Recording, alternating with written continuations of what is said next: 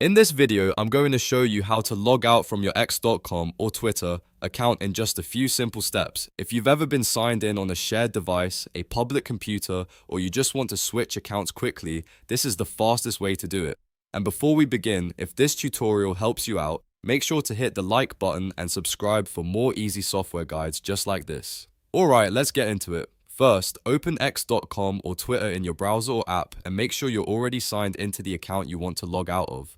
Once you're on the main screen, look at the left-hand navigation menu. This is usually where you'll see your Home, Explore, Notifications, and Messages options. Now, scroll all the way down to the bottom of that left-hand menu and click on your profile icon. This is the small profile picture or avatar that represents your account. When you click it, a pop-up menu will appear with several account options. From that pop-up menu, simply select Logout. X will then begin the sign-out process and your account will be logged out of the current device. If you're using a shared or public device, it's always a good idea to double check that you've fully signed out before closing the browser or app.